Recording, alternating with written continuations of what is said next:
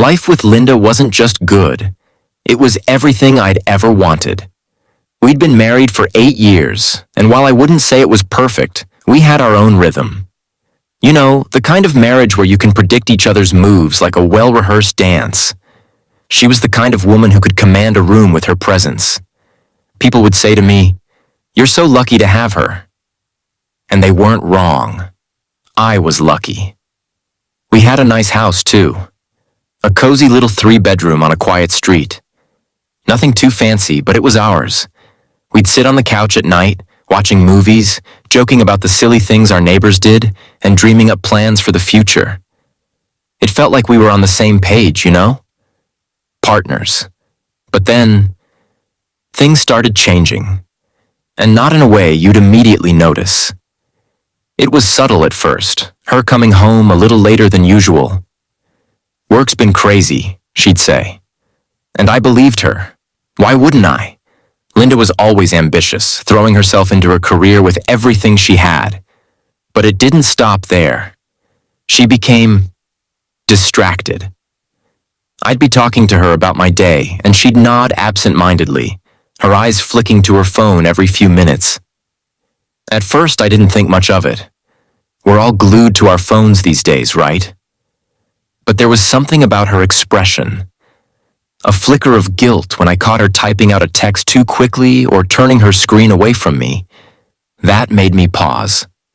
One night, I heard her on the phone after dinner. Her voice was softer than usual, almost playful. I couldn't hear the words, but the tone was unmistakable. When she hung up, I asked her who it was. "Oh, just a colleague," she said, smiling that easy smile of hers. But her eyes didn't match the smile. I didn't push her. Maybe I should have. But you don't want to believe something's wrong, do you? You cling to the idea that everything's fine, even when the cracks are starting to show. That's the thing about cracks. They start small. You can almost ignore them. But eventually, they spread. And before you know it, the whole thing comes crashing down around you. You know how they say you should trust your gut? Well, my gut started screaming at me a few weeks after that strange phone call.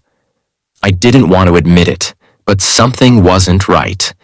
Linda was still coming home late, still glued to her phone, and still giving me that same distracted, half-present energy. And the excuses?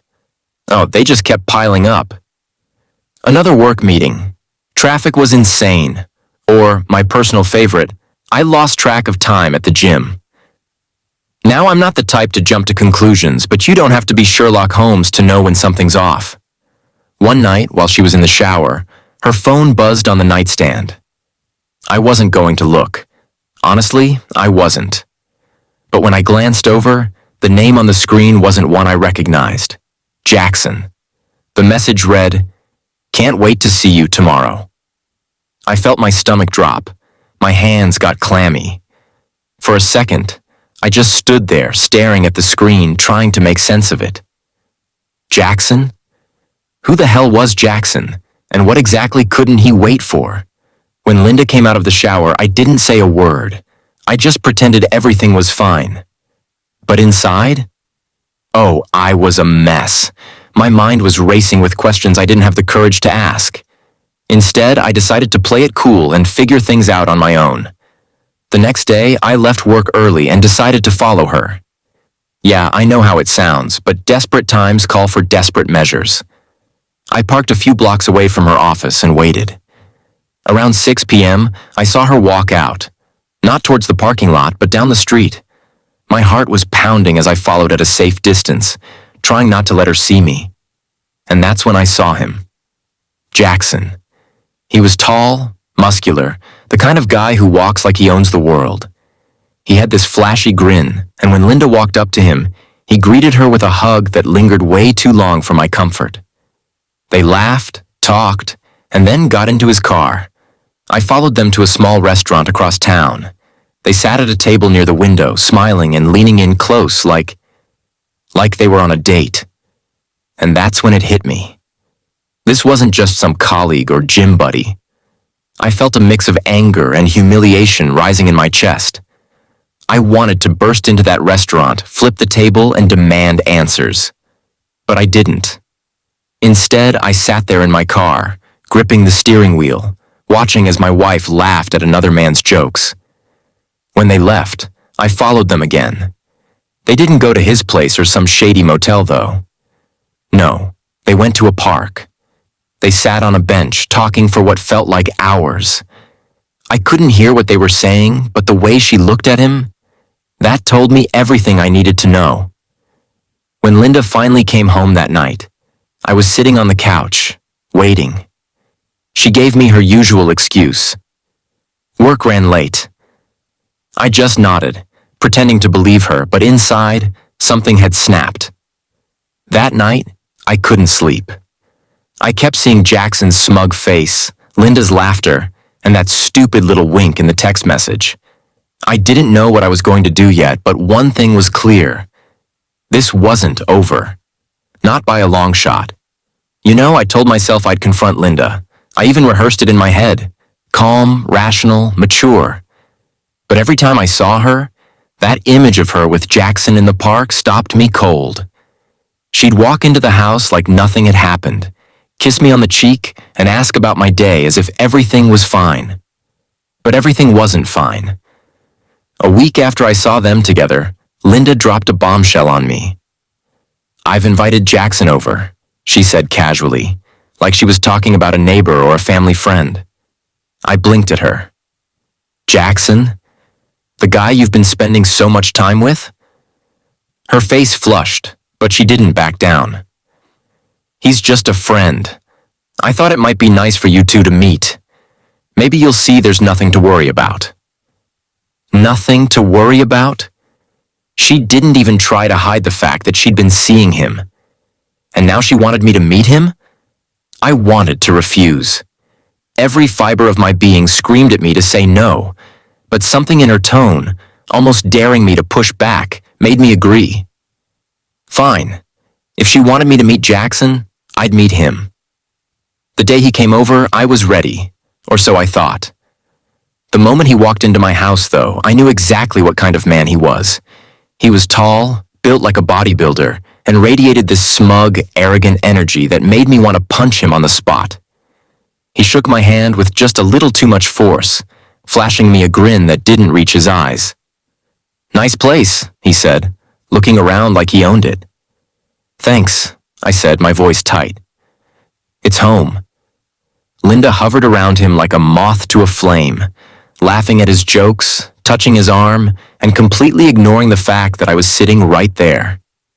And Jackson? Oh, he loved every second of it. He made himself comfortable quickly, sprawling on my couch like it was his. He made comments about my furniture, my taste in art, even the way I arranged my bookshelves. "You don't mind, do you?" he asked as he propped his feet up on my coffee table. I stared at him, forcing myself to stay calm. "Actually, I do." That got his attention. For a moment, his grin faltered and he gave me a look. One of those condescending, "What are you going to do about it?" looks. But it wasn't just his behavior that got to me. It was Linda. She didn't say a word to defend me. Instead, she laughed nervously and told me to relax. Relax? In my own house? With this guy disrespecting me left and right? The worst part came later that evening. We were sitting at the dinner table when Jackson leaned back in his chair and said, "Linda tells me you're not much into working out." I clenched my jaw. "I stay active." "Sure," he said, smirking. "But you don't lift, right? I mean, it's fine. Not everyone's cut out for it." Linda chuckled softly, and I felt something inside me snap. But I didn't let it show. Not yet. The rest of the evening was a blur of subtle digs and veiled insults. By the time Jackson left, I was exhausted. Not physically, but emotionally. As I watched him swagger down my driveway, I made a decision. This guy thought he was an alpha male, thought he could waltz into my house and make me feel small. But he had no idea who he was messing with. I wasn't going to let him win. Not in my house. Not ever. After that dinner, something in me shifted. You see, I'm not a violent man. Never have been. But there's a limit to how much disrespect a man can take, especially in his own home. Jackson thought he had me pegged, a quiet, soft-spoken guy who wouldn't dare stand up to him. And Linda? She was too caught up in whatever fantasy Jackson was selling to see what was happening right under her nose. I wasn't going to yell. I wasn't going to argue. No, I was going to play the long game. If Jackson wanted to play alpha, I'd show him what real strategy looked like. The first step was observation. I started paying closer attention to him, how he moved, how he spoke, and most importantly, how he thought. The guy was cocky, overconfident, and reckless. He had no idea I was watching, quietly analyzing every weakness he didn't even know he had. Linda didn't make it hard either. She talked about him constantly, dropping little details here and there. Jackson's got a big workout competition coming up, she'd say. Or, he's been training for weeks. He's so focused. Focused, huh? Good. That meant his pride was tied to his strength. And if there's one thing I know about guys like Jackson, it's that their egos are their Achilles heel. I bided my time, keeping my anger in check. Meanwhile, I started preparing the house. Little things Jackson wouldn't notice but would make all the difference later.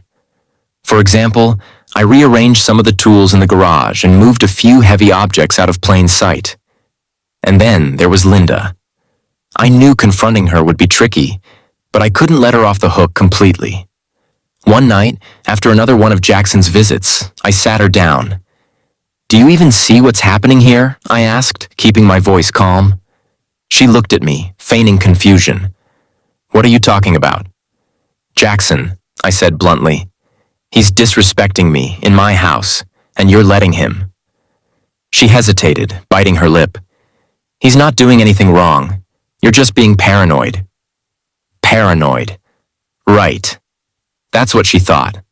Fine. If she wasn't going to help me, I'd handle it myself. The opportunity came sooner than I expected. One evening, Linda casually mentioned that Jackson was coming over to hang out. Hang out? In my house? Again? I smiled and said, "Sure, sounds great." What Jackson didn't know was that I'd spent the entire day getting ready for him. When he arrived, he strutted into my house like he owned the place, tossing his jacket on the couch and making a beeline for the fridge without even asking. "You got any beer?" he asked, flashing that infuriating grin. "Help yourself," I said, watching him carefully. We sat down to chat. Well, Jackson chatted. I just let him run his mouth, all the while noting his arrogance, the way he assumed I was too weak to challenge him. He started bragging about his latest workout routine, throwing in a few not-so-subtle digs about my lack of physicality. "You ever thought about lifting, man?" he asked, flexing his biceps. "Might do you some good." I smiled, leaning back in my chair. Maybe. Or maybe I've got other ways of staying strong. He laughed, clearly not understanding the double meaning. But that was fine. He didn't need to understand yet. That night, as Jackson left, I walked him to the door and said, "Hey, you should come by tomorrow. We can have a proper talk, man to man." He grinned. "Sure thing. Let's see if you can keep up." Keep up? Oh, I plan to do more than that. Tomorrow, Jackson was going to learn what happens when you underestimate a man in his own home. When Jackson agreed to come over the next day, I knew the moment had arrived. I'd been patient, biding my time, but enough was enough.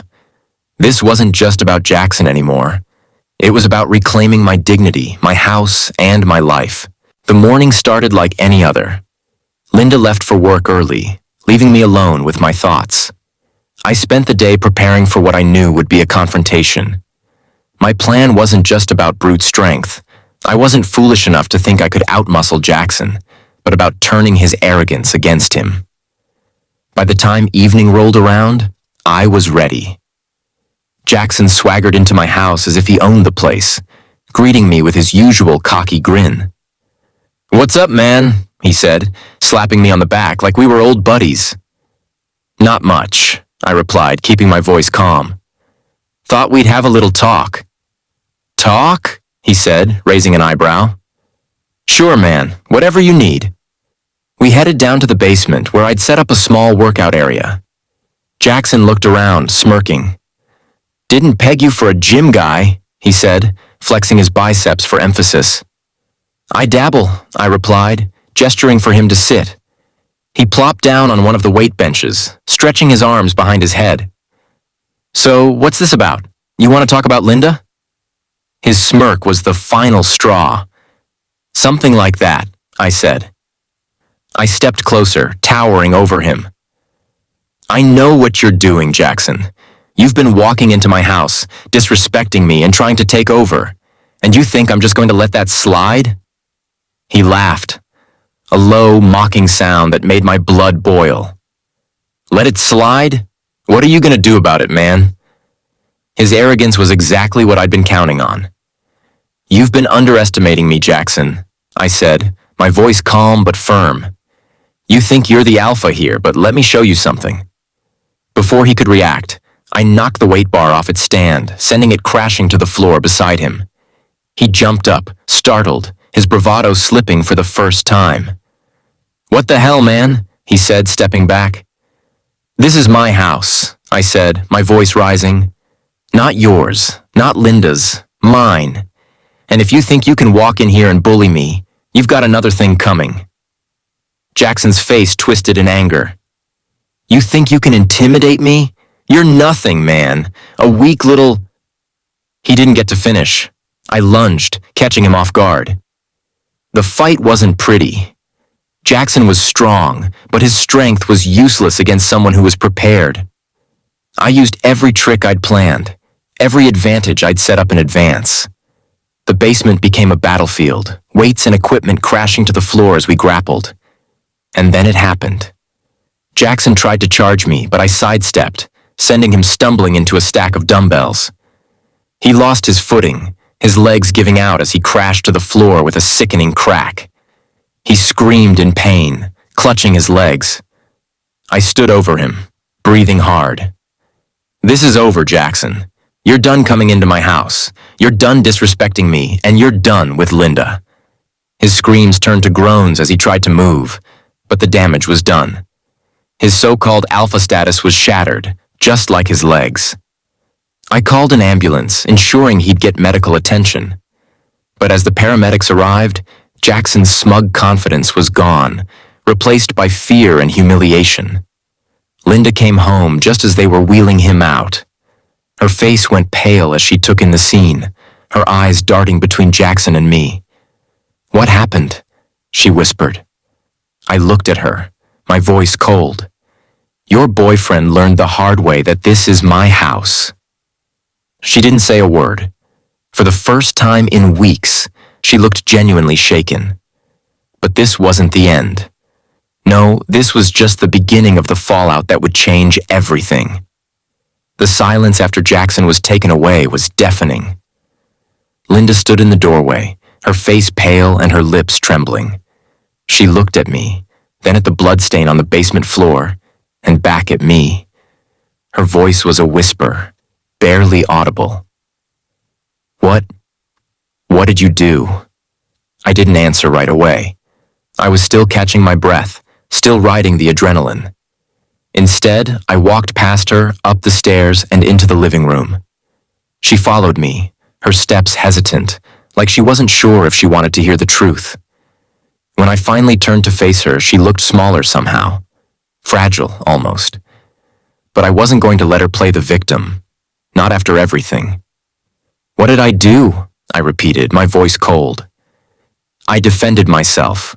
I defended this house. And I defended my dignity, Linda. Something you should have been doing instead of bringing that man into our lives. Her eyes welled up with tears, but I wasn't moved. Not this time.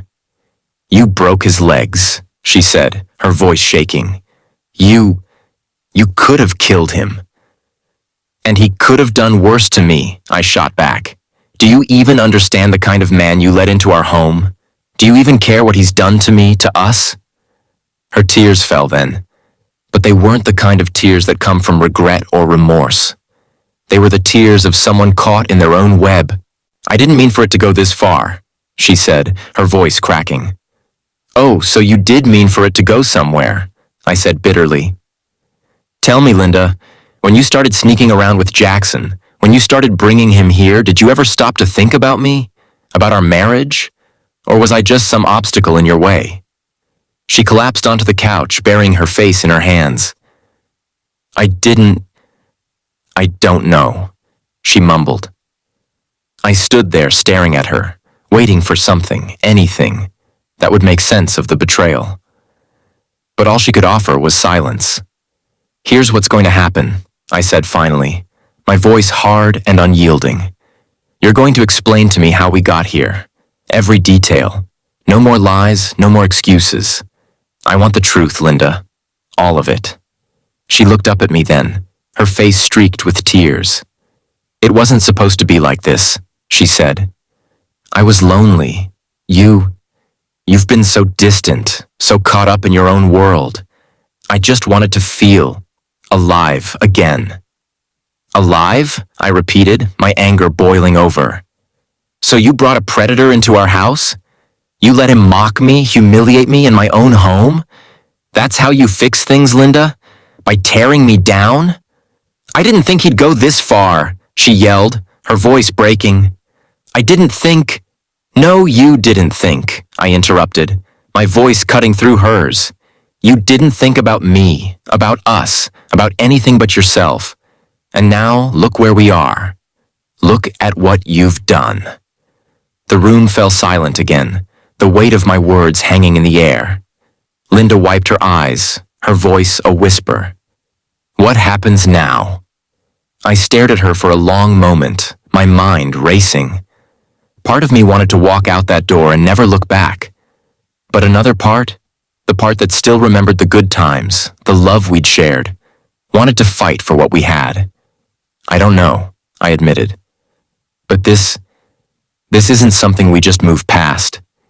You need to decide, Linda. Are you willing to fix this? To earn back my trust? Because if you're not, I'm done. She nodded slowly, her tears falling again. I'll do whatever it takes. I didn't respond. Instead, I turned and walked out of the room, leaving her alone with her guilt. But deep down, I knew this wasn't over. The cracks in our marriage weren't just cracks anymore. They were fractures, deep and jagged. And no matter how hard we tried, I wasn't sure if they could ever truly be mended. The days after the confrontation were tense, to put it mildly. Linda and I barely spoke, and when we did, it was awkward and strained. She tiptoed around me like I was a bomb ready to explode, and maybe I was. I didn't know how to process everything that had happened. The betrayal, the fight with Jackson, the look on her face when she saw him being wheeled out of the house. The neighbors started talking, of course. It wasn't every day you saw an ambulance pull up and take a man out of a house on a stretcher. Linda made up some story about Jackson being a family friend who had an accident while helping us with some heavy lifting. I didn't bother correcting her. Let her spin whatever tale she needed to save face. Meanwhile, I had my own battles to fight. Jackson, being the arrogant fool he was, decided to press charges. I found out when a police officer showed up at the door asking questions about the incident. I told them the truth. Jackson had come at me, and I defended myself. Thankfully, the officer seemed to believe me. But that didn't stop Jackson. He sent me a message through a mutual acquaintance, threatening to make my life hell. I laughed when I heard that.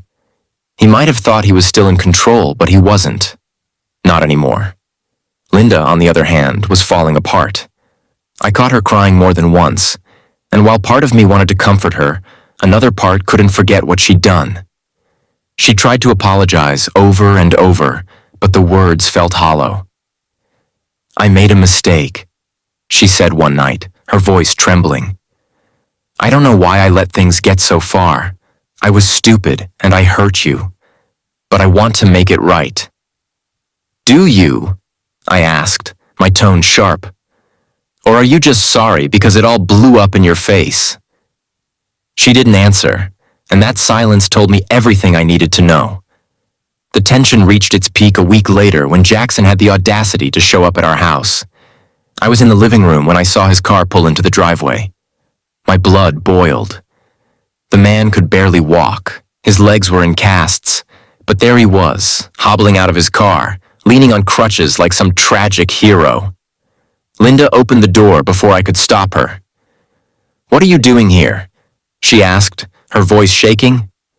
"I came to talk," Jackson said, his tone dripping with fake sincerity.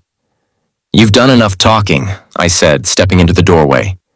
"Get off my property." Jackson's eyes narrowed. "This isn't over," he said. "You think you've won, but you haven't." I stepped closer, my voice low and steady. "I broke your legs, Jackson. Don't make me regret stopping there." He glared at me for a moment, then turned and hobbled back to his car. Linda closed the door and leaned against it, her face pale. "I didn't ask him to come," she whispered. "Doesn't matter," I said. "He's your mess, Linda, and I'm done cleaning it up." After that, something shifted between us. Linda started going out of her way to prove she was committed to fixing things, cooking dinner every night, leaving me little notes, even suggesting we go to couples therapy.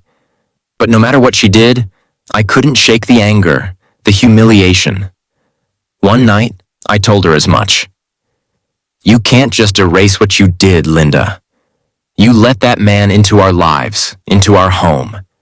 You let him disrespect me, and you didn't do a thing to stop it." "I know," she said, tears streaming down her face, "and I'll regret it for the rest of my life. But I'm begging you, please don't give up on us." I didn't respond. I didn't know how to. The truth was, I wasn't sure if there was still an us left to save. After Jackson's dramatic exit in an ambulance, the house was silent. Too silent. Linda didn't say a word as she stood in the hallway, her arms crossed, staring at the empty space where Jackson had just been wheeled out. I, on the other hand, felt the adrenaline drain out of me, leaving behind an emptiness I couldn't explain. I'd defended myself, sure, but at what cost? Linda finally broke the silence. "You didn't have to hurt him like that." I turned to her, my voice calm but firm. "He came into my house, Linda. What did you expect me to do? Let him bully me? Humiliate me again?" Her eyes welled up with tears, but I wasn't in the mood for her guilt-ridden theatrics. Not this time. "You don't get to cry about this," I said, my tone sharper than I intended. "You let this happen. You brought him into our lives, into our home. Don't act like you're the victim here." She flinched as if I'd slapped her. For a moment I thought she might argue, but instead she nodded silently and walked away, retreating to the bedroom. That night, I couldn't sleep. I lay awake, staring at the ceiling, replaying the fight in my head over and over again. Jackson's smug face, his taunts, the way he tried to assert his dominance in my own house, it all swirled in my mind like a storm. But what bothered me even more was Linda's silence. Her refusal to take any responsibility for what had happened was like a knife twisting in my gut. The next few days were a blur of awkward interactions and avoidance. Linda tiptoed around me, barely saying more than a few words at a time. When she did speak, it was in a strained, apologetic tone that only made things worse. "I didn't mean for it to go this far," she said one morning as we sat at the breakfast table. I looked up from my coffee, meeting her eyes for the first time in days. "You keep saying that, but it doesn't change anything. You brought him into our lives, Linda. You let him walk all over me, and now you're acting like you're surprised it ended this way?" She opened her mouth to respond, but closed it again, clearly at a loss for words. That day, I got a call from one of the neighbors. Apparently, the ambulance scene hadn't gone unnoticed, and now the whole street was buzzing with gossip. "What happened?" they asked, their tone dripping with curiosity. "Is everything okay?" "It's fine," I said curtly, brushing them off. But inside, I felt a pang of embarrassment. This wasn't just about Linda and Jackson anymore. This was about my reputation, my dignity. The thought of people whispering about me, speculating about what had happened in my own home, made my skin crawl. As the days turned into weeks, the tension between Linda and me only grew. She tried to make amends in small ways, cooking my favorite meals, leaving me notes apologizing for her mistakes, even suggesting couples therapy. But no matter what she did, I couldn't shake the anger and betrayal that hung between us like a dark cloud. One evening, I caught her crying in the living room. She looked up when she saw me, her face streaked with tears. "I don't know how to fix this," she said, her voice trembling. "Maybe you can't," I replied coldly, walking past her without another word. The truth was, I didn't know if I even wanted her to fix it. The cracks in our marriage weren't just cracks anymore. They were fractures, deep and jagged. And every time I looked at her, I saw Jackson's smug face, heard his mocking laugh. Linda, for all her efforts, didn't seem to understand that some things can't be undone. Some lines, once crossed, leave scars that never fully heal.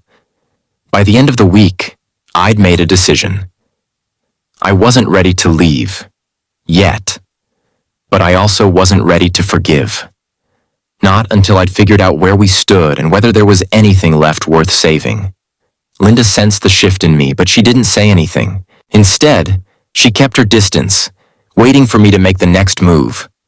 Little did either of us know, the next move wouldn't come from me, or from her.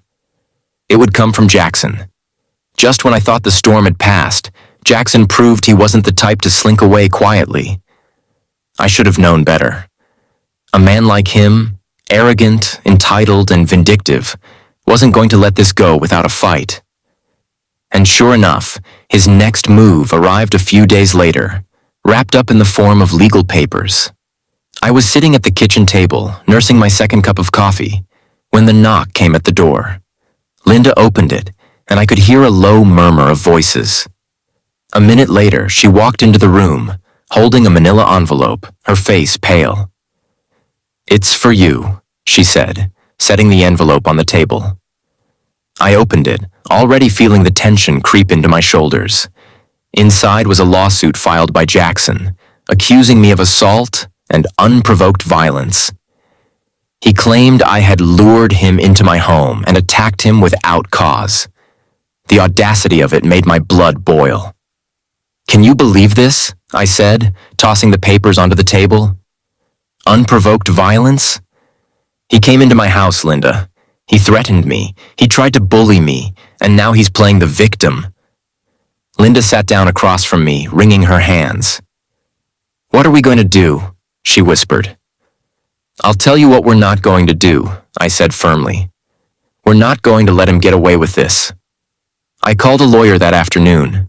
I wasn't going to let Jackson's lies tarnish my name or paint me as the aggressor. If he wanted a fight, he was going to get one. But on my terms. The next few weeks were a whirlwind of legal meetings, paperwork, and court dates. Linda, to her credit, testified on my behalf. She admitted that Jackson had been aggressive, that he'd made threats, and that I had only acted in self-defense. But even with her testimony, the stress of the situation took its toll on both of us. The court case dragged on longer than I expected. Jackson, ever the manipulator, played up his injuries for sympathy. He arrived in court with both legs in casts, leaning heavily on crutches, his expression one of exaggerated pain. He painted himself as the victim, spinning a story that made me look like a crazed, jealous husband who had lashed out in a fit of rage. But my lawyer was sharp, and we had the truth on our side. Security footage from a neighbor's doorbell camera showed Jackson entering my house willingly, laughing and joking as he walked inside.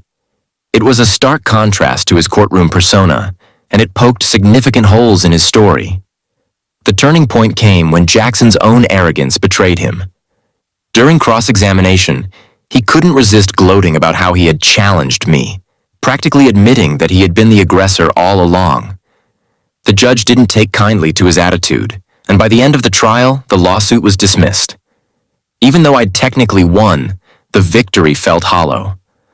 The whole ordeal had drained me, emotionally financially, and mentally. Jackson may have been out of my life for good, but the damage he'd caused lingered like a shadow over everything.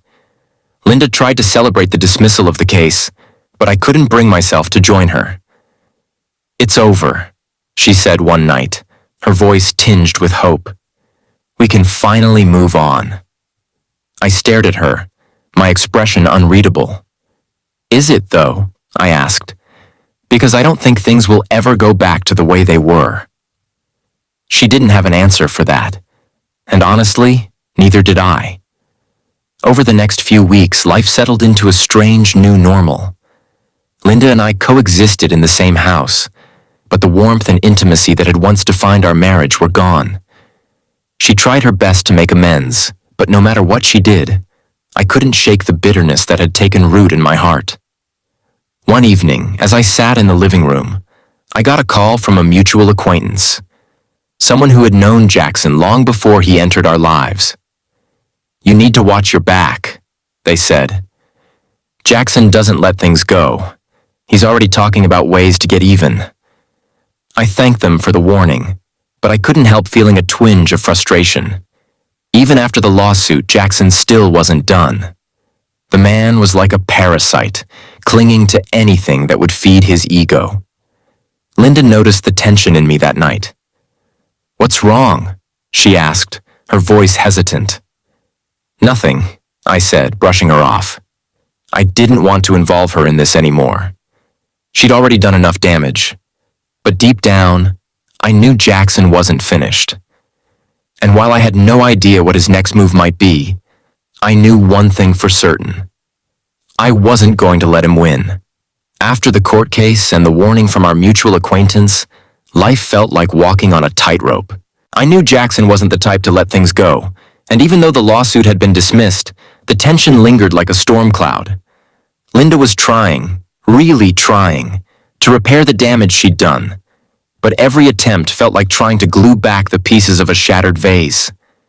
The real question wasn't whether Jackson would come after me again.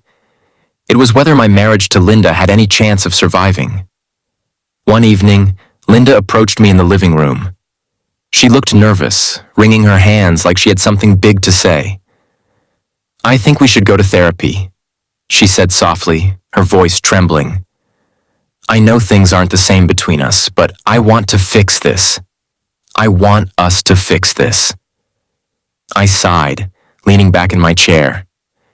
"Linda, therapy isn't going to erase what's happened. You brought him into our lives. You let him disrespect me, mock me, and you stood by while he tried to take over my home. Do you even realize what that did to me?" "I do," she said, tears streaming down her face. "I realize it every single day, and I hate myself for it. But I love you, and I want to make things right. Please let me try." Her words hung in the air, heavy with desperation. I wanted to believe her. I wanted to believe that we could rebuild what had been broken. But every time I looked at her, I saw Jackson's smug face, heard his mocking laugh. "I'll think about it," I said finally, my voice cold. A few days later, I got another call from the mutual acquaintance who'd warned me about Jackson before. "You need to know something," they said, their tone grim. "Jackson's leaving town. He's apparently got a new gig out of state. But before he goes, he's been bragging about one last hurrah, something to make sure you don't forget him." My blood ran cold. Jackson's vendetta had gone beyond a petty lawsuit or a bruised ego. He wanted revenge, and I couldn't afford to underestimate him. That evening, I sat Linda down. "Jackson's not done," I said bluntly. Her eyes widened in fear. "What do you mean?" "He's planning something," I said. "I don't know what, but he's not going to let this go quietly. I need you to be honest with me, Linda. Has he contacted you?" She hesitated, and my stomach twisted. "He sent me a text a few days ago," she admitted, her voice barely above a whisper. I didn't respond. I swear, I didn't respond. I stared at her, my anger boiling over. "You should have told me." "I was scared," she said, tears streaming down her face. I didn't want to make things worse. Worse? I shouted. How could it possibly get worse? He's already tried to destroy our lives, and now he's planning something else, and you just kept quiet? Linda broke down, sobbing uncontrollably. But I didn't have time for her guilt. I needed to figure out what Jackson's hurrah was, and fast. 2 nights later, Jackson made his move. It was late, past midnight, when I heard the sound of breaking glass downstairs. My heart raced as I grabbed the baseball bat I'd stashed under the bed just in case. Stay here, I told Linda, who was already trembling in fear. I crept downstairs, my grip tightening on the bat. In the dim light, I saw him, Jackson, his legs still in casts, hobbling around my living room, knocking things over and laughing to himself like a madman. Jackson, I said, my voice cold and steady. Get out, now. He turned to face me, his grin smug despite his obvious disadvantage. What are you gonna do, huh? Break my arms this time? I didn't reply. Instead, I stepped closer, the bat resting on my shoulder. You don't scare me, he sneered. You're just a pathetic little man who couldn't even keep his wife's attention. That was it. The final straw. I lunged, swinging the bat, not at him, but at the wall behind him. The sound of the impact echoed through the room, and Jackson flinched, his bravado faltering for the first time. This is your last warning, I said, my voice like ice. You leave now, or the next swing won't miss. For a moment, he just stood there, his face a mix of fear and rage. Then, muttering curses under his breath, he turned and hobbled out of the house. I locked the door behind him, my hands shaking. The next day, I reported the incident to the police. Jackson was arrested for trespassing and harassment, and with his prior behavior on record, he was slapped with a restraining order and a hefty fine.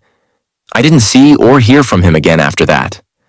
As for Linda and me, the damage had already been done. We tried therapy, tried to rebuild, but the cracks in our marriage were too deep. Eventually, we decided to go our separate ways. The day she moved out, she stood in the doorway, suitcase in hand, tears in her eyes. I'm sorry, she whispered. For everything. I know, I said. Take care of yourself, Linda. And with that, she was gone. Looking back, I realized that Jackson's intrusion into my life wasn't just about him or Linda. It was about me learning where my limits were, learning when to stand up for myself and when to let go. In the end, I didn't just lose a wife. I found something more important. Myself.